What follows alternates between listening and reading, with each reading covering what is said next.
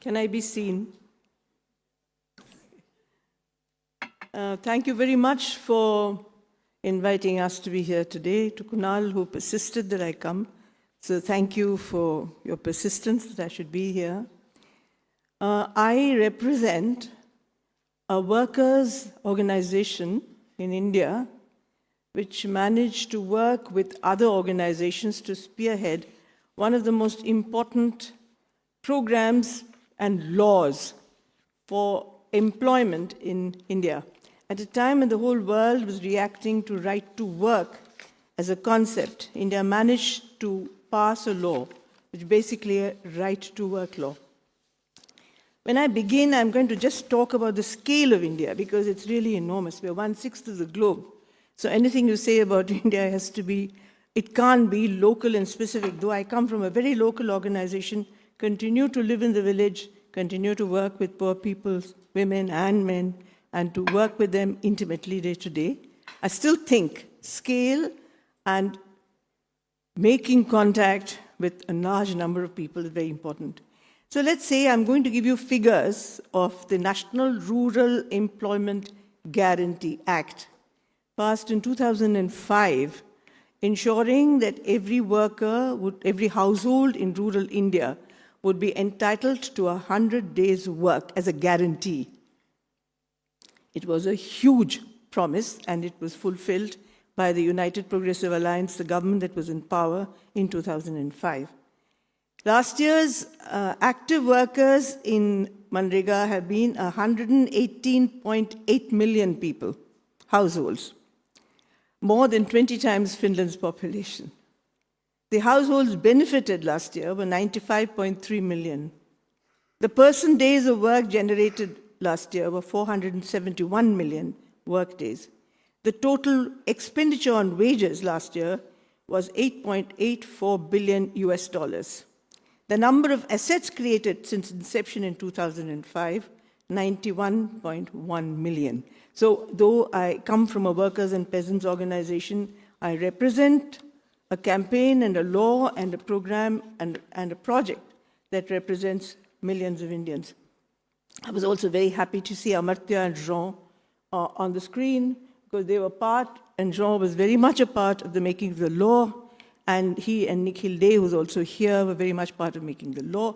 And Amartya was consulted from time to time about many things that happened, and Joseph Stiglitz came later on to say that this was a very good program and perhaps one of the best anti-poverty programs in the world. He made a statement in Bangalore. So I was glad to see their faces today and to hear them.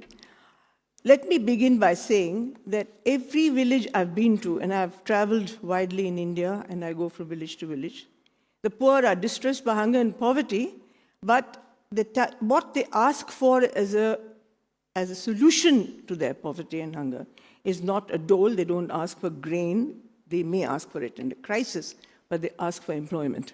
And I was struck by the fact that no matter where I went, they wanted employment. So the evolution of the MGNREGA is based on people's articulation over and over again. And India is a very large country with 22 languages. Fortunately, I'm a South Indian who lives in North India, married a East Indian, so I have some language skills. Otherwise, I wouldn't have been able to understand what people said to me at all. But people did say they wanted work. They demanded, too, that there should be an entitlement to a law. They were fed up with schemes that one government brought in and the next government rescinded because of political differences, and we know how polarities work in politics. So somebody comes, starts a program, the next government comes and puts it aside. So they wanted an entitlement and a law that no succeeding government could set aside. And I think this was an extremely important thing for us, that we have a legislation and a justiciable legislation to look at the basic problems that we faced as poor people, which is migration, which is poverty, which is inability to stay in the village, to send our children to school, and so many others. We also felt that one great example had already existed in India. In the 1970s, the state of Maharashtra in India had passed something called the Maharashtra Employment Guarantee Scheme. And that should have been really taken up by political parties as well as workers' organizations. to ask for demand and demand for the right to employment all over the country, but it didn't quite happen that way. So that became a kind of basic draft on which we worked. The demand for NREGA actually was revived when we started, the MKSS, the Mazdoor Kisan Shakti Sangathan, started the demand for a transparency law in 1994. We asked for transparency of records on a work site. And a work site is a public work site. And we found that we couldn't access any of the documents. The muster roll, which is the labor list, the bills and vouchers where people are paid money, and they were always cheated. So the two aspects of it, we wanted transparency, to fight for our rights, also to fight corruption and the arbitrary use of power. And when the NREGA actually got passed as a law, then we insisted that there should be justiciable, as I said, justiciable points to the law. And I won't go through the list, but importantly, we do have not only the right to 100 days wages, we have the right to a job card, and within 15 days of demand for work, if we are not given work, we are entitled to an unemployment allowance. And millions of rupees have already been claimed and paid to workers for the bureaucratic inefficiency and the inefficiency of the government for not providing work.